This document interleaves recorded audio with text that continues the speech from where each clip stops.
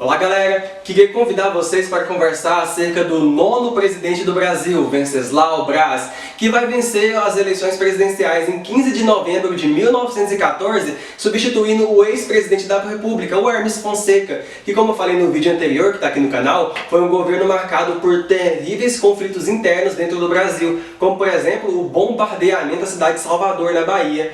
E o próprio Venceslau Braz foi vice-presidente do Hermes da Fonseca.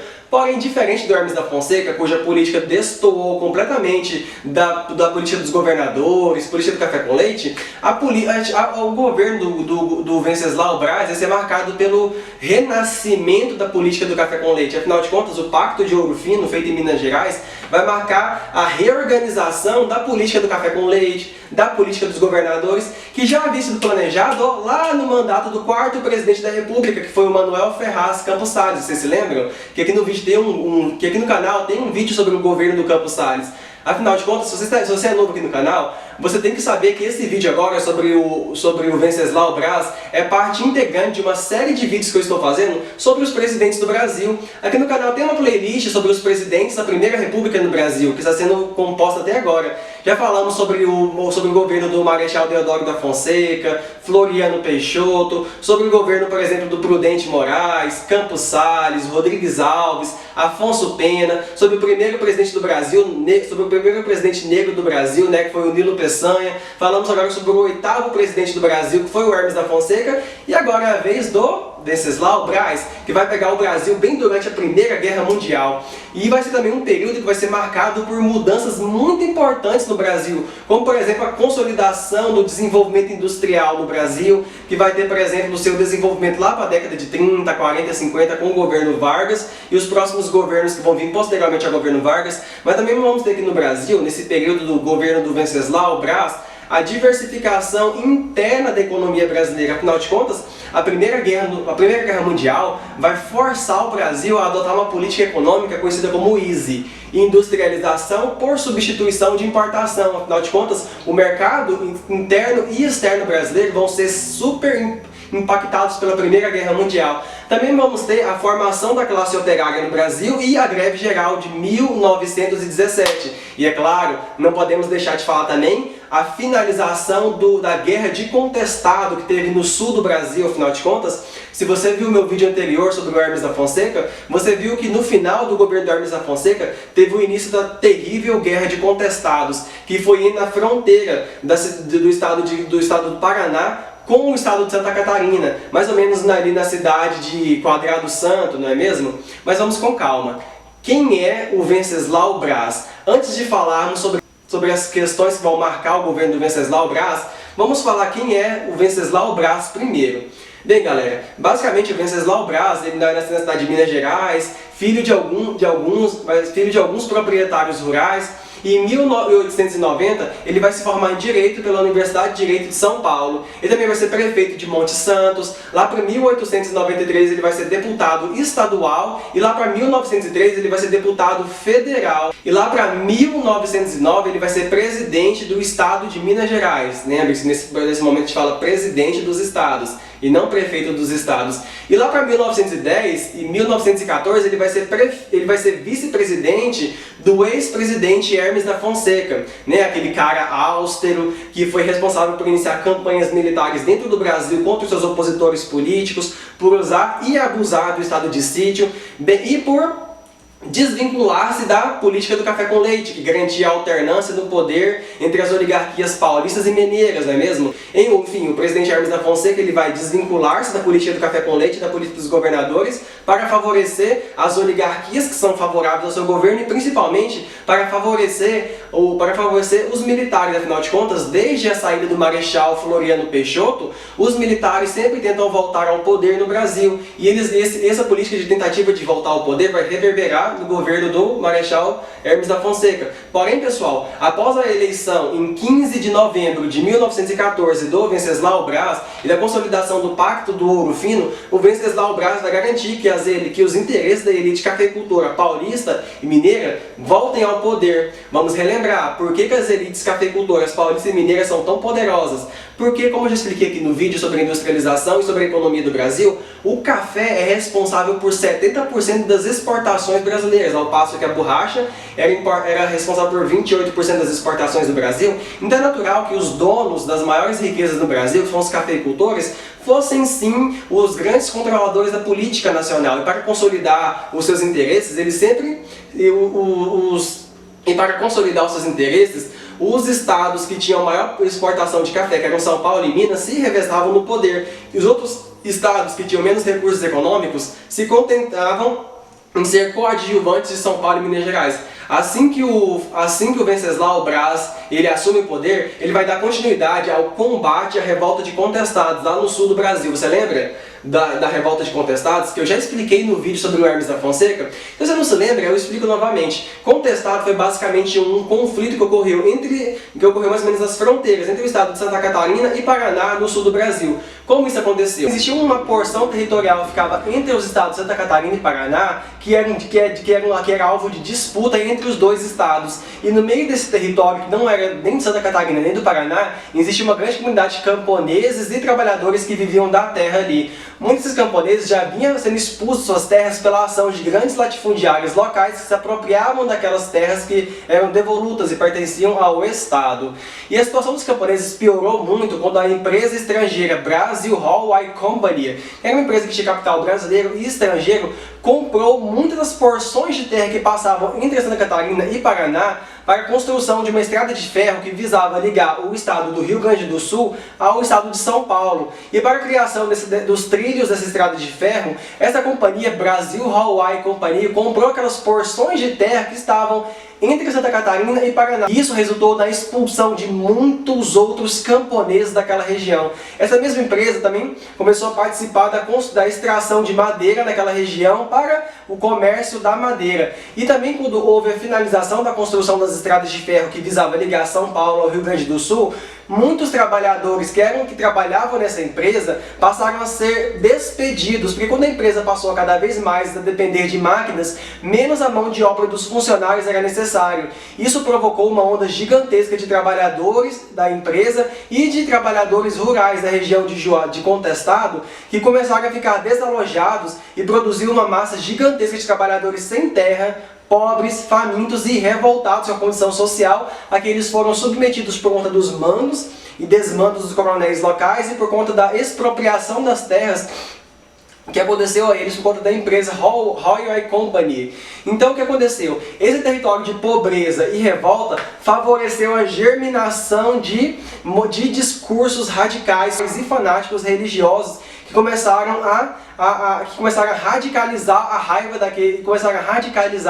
daqueles agricultores e empregados da empresa que foram demitidos. Um dos muitos beatos, monges e religiosos que surgiram naquele momento foi o monge José Maria, que conseguiu canalizar a raiva e a pobreza daqueles trabalhadores rurais e empregados despedidos para um movimento messiânico que ele criou em torno de si mesmo. O monge José Maria já havia apropriado-se da antiga lenda do Dom Sebastião, que foi um rei de Portugal, que desapareceu no século XVI, lá para 1578, num conflito com os muçulmanos do Marrocos. O desaparecimento do Dom Sebastião da dinastia filipina em Portugal havia criado um movimento messiânico em Portugal e em Brasil no século XVI, que era o sebastianismo. A crença de que Dom Sebastião voltaria dentre os mortos guiado de um exército sagrado para proteger a população mais pobre contra os mandos e desmandos das autoridades. Apropriando-se do mito do Dom Sebastião, que era o rei de Portugal, José Maria canalizou para si a revolta daqueles camponeses sem terra num discurso contra os proprietários rurais e contra a Royal Companhia, incitando os camponeses a lutarem contra os mandos e desmandos poderosos e recuperarem as terras que já haviam sido suas. Com a força desse movimento messiânico criado ao entorno de José Maria, foi-se criada a comunidade Quadrado Santo, uma comunidade que estava entre Santa Catarina e Paraná, que não respeitava as autoridades centrais, queria construir uma nova sociedade e queria lutar contra os desmandos das autoridades locais e dos grandes proprietários rurais. Essa comunidade Quadrado Santo, ela sobrevivia da agricultura de subsistência, dos produtos agrícolas que eles mesmos cultivavam e do roubo de gado das fazendas locais. Temendo a expansão dessa comunidade, ou mesmo o surgimento de mais comunidades como essa, os grandes proprietários rurais pressionar os governos locais a combater a comunidade Quadrado Santos e também envolveu o governo federal, que via naquilo lá um reduto de monarquistas que poderia estar querendo lutar contra a República Brasileira. Dessa maneira, as tropas do governo federal e estadual foram direcionadas contra a comunidade Quadrado Santo. Vendo a aproximação das tropas do governo, os membros da comunidade enfrentaram essas tropas e também fugiram para uma cidade local, Faxinal do Irani. Só que as tropas do governo perseguiram os membros da seita de José Maria até Faxinal do Irani. No conflito entre as tropas do governo, o monge José Maria foi assassinado, porém os seguidores de José Maria não pararam por aí. Eles voltaram para Quadrado Santo, reorganizaram sua comunidade e se fortaleceram. Tanto é que o governo, que as tropas do governo, que o combate do governo contra as tropas de Quadrado Santo não se restringiram ao governo do Hermes da Fonseca e prosseguiram até o governo do Venceslau Braz. O Venceslau Braz conseguiu vencer a comunidade de Quadrado Santo de que maneira? Enviaram aviões de guerra que vigiaram pelo ar o desenvolvimento de Quadrado Santo, ao mesmo tempo que fez um cerco à comunidade de Quadrado Santo que durou mais de um ano. E utilizando de artilharia pesada e técnicas de guerra, o governo de Venceslau Braz conseguiu destruir a comunidade de Quadrado Santo. Essa guerra resultou num saldo de mais de 15 mil mortos para o sul do Brasil. 15 mil mortos. E porém, finalizada a questão de Quadrado Santo no sul do Brasil, os conflitos militares não vão se restringir a apenas isso.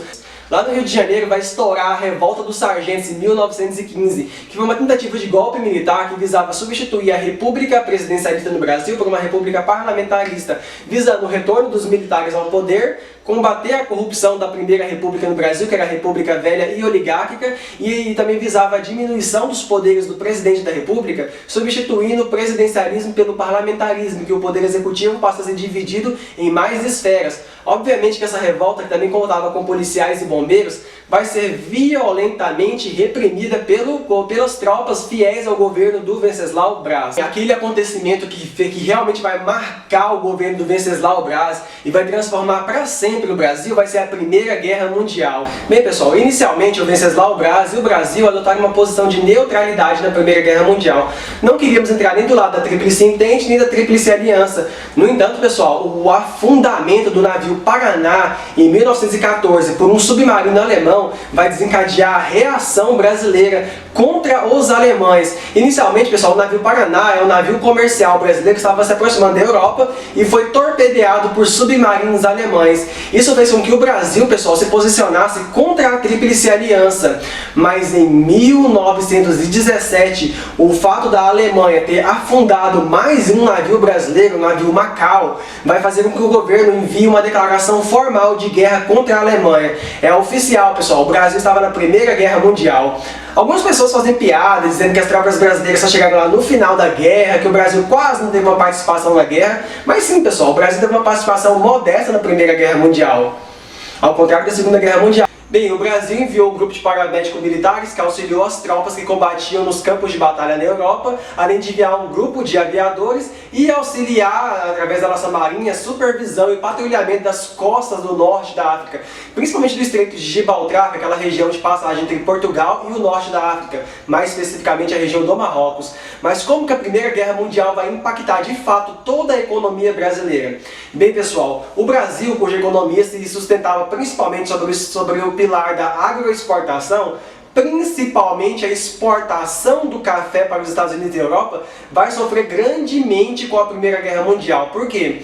Quando a Primeira Guerra Mundial explodiu, todas aquelas exportações que a Europa fazia de gêneros que não são de primeira necessidade, como o café, foram interrompidas. Afinal de contas, quem é que toma café durante uma guerra, não é mesmo? Nesse ponto, o café é responsável por 72% das exportações brasileiras, juntamente com a borracha, responsável por 28% das exportações brasileiras, parou de ser exportado para a Europa. Nesse momento, o governo brasileiro colocou em prática aquilo que estava sendo arquitetado durante o convênio de Taubaté. Vocês lembram quando eu expliquei sobre o convênio de Taubaté? que foi consolidado durante os governos do Afonso Pena e do Nilo Peçanha, que faz parte da política dos governadores, da política do café com leite, em que o Estado brasileiro se compromete a comprar várias sacas de café sempre que o preço do café estiver caindo, para destruir sacos de café, diminuindo a oferta do produto no mercado interno brasileiro e elevando o seu preço. Pois é, o governo fez isso, comprando 3 milhões de sacas de café, destruindo elas, diminuindo assim a quantidade do produto que circulava no país e elevando novamente seu preço.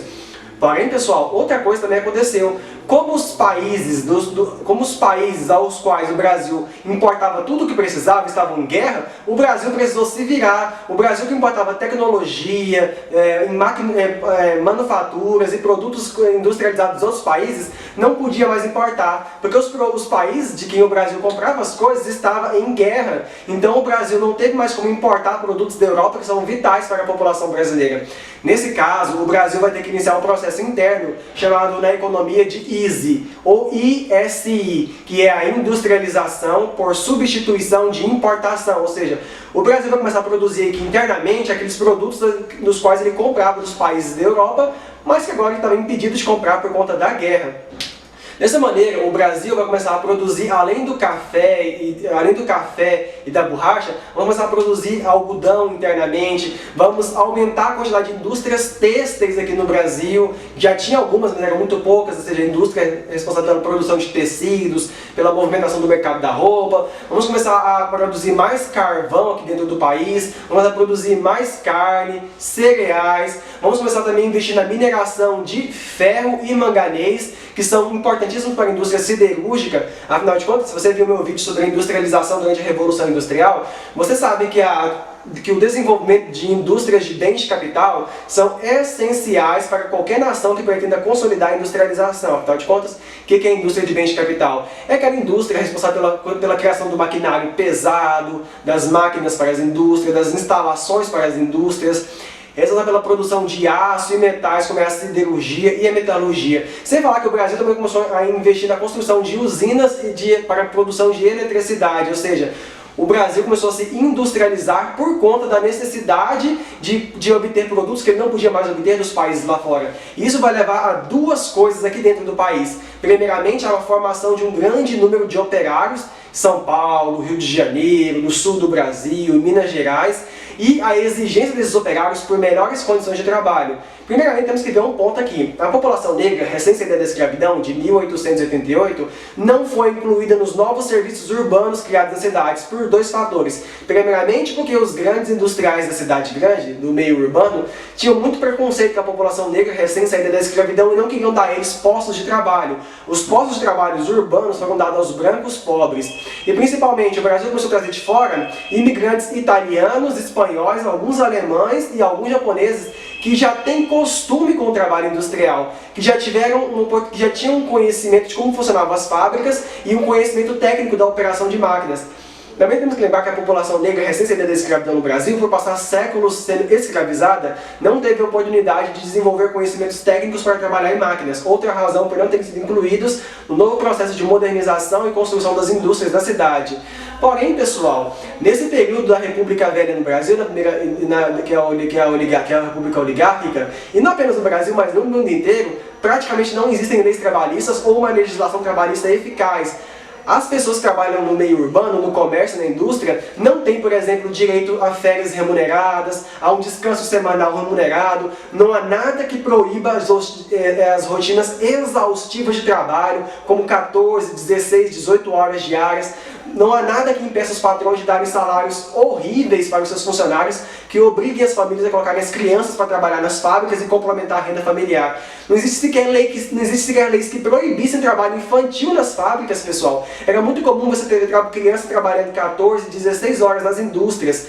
O que vai começar a acontecer? Os trabalhadores europeus, italianos, espanhóis, portugueses e alemães que chegam ao Brasil estão trazendo consigo algumas doutrinas que se desenvolveram na Europa entre o século XIX e o século XX, como, por exemplo, o socialismo, o anarquismo, a prática do anarco-sindicalismo, que é a construção de grupos que protegem os trabalhadores, os sindicatos que não são diretamente ligados aos governos, são os sindicatos oficiais. Esses grupos começaram a organizar manifestações no Brasil todo em prol de melhorias das condições de trabalho da população. Vamos lembrar que a população pobre no Brasil não é apenas excluída da política, igual eu falei no vídeo sobre a revolta da vacina, que a maior parte da população brasileira é impedida de votar. A maior parte da população brasileira, principalmente os trabalhadores urbanos, eles têm péssimas condições de trabalho. Sem falar que as condições de trabalho das indústrias também eram insalubres, não existia sequer cuidados com saneamento básico. Mas beleza, pessoal, os grupos de anarquistas e socialistas e marxistas começaram a criar vários sindicatos para a categoria de trabalhadores no Brasil, e muitos desses grupos começaram a fazer manifestações em prol de mais direitos trabalhistas e melhores condições de trabalho, e alguns deles realmente conseguiram. Não é à toa que dizem que a consolidação das leis trabalhistas, lá que o Vargas criou, serviu para frear o avanço do socialismo e do anarquismo no Brasil, diminuir os muitos direitos trabalhistas que alguns grupos já tinham conseguido, porém dar direitos trabalhistas para outros grupos e sindicatos que ainda não haviam conseguido esses direitos.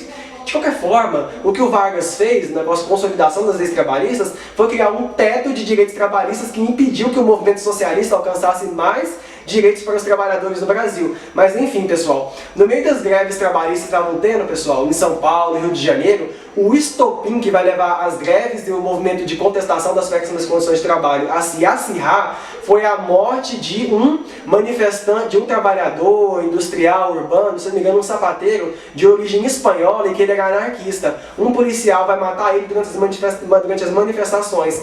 Isso vai levar a uma onda de revolta geral. Os trabalhadores de São Paulo e Minas Gerais vão parar os seus trabalhos, o comércio e a indústria vão parar e vai iniciar uma grande manifestação, a grande greve geral de 1917. Só em São Paulo, 50 mil trabalhadores vão comparecer à greve, pessoal.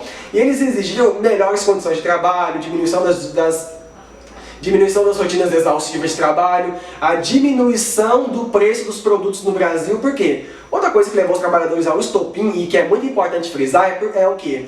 Como o Brasil começou a vender muitas coisas para os países que estavam em guerra, o preço dos produtos internos começou a aumentar. Por quê? Os países da Europa estavam em guerra, não podiam produzir alguns bens que eles consumiam. Afinal de contas, muitas indústrias europeias foram convertidas em indústrias de produção bélica, de armamento. O Brasil também começou a vender muitos produtos, principalmente alimentícios, para a Europa. Isso fez com que o abastecimento do mercado e o mercado externo fez com que a oferta de alimentos dentro do Brasil diminuísse. Consequentemente, os preços aumentavam e o custo da condição de vida do trabalhador também aumentasse. Esse fator também fez com que os trabalhadores aderisse à greve geral de 1917, exigindo que o governo diminuísse o preço dos alimentos. A greve foi terrível, houve repressão violenta a esses trabalhadores, mortes, prisões, perseguições. Muitos líderes sindicais anarquistas e socialistas foram presos pelo governo e deportados para fora do Brasil. Apesar disso, as manifestações continuaram.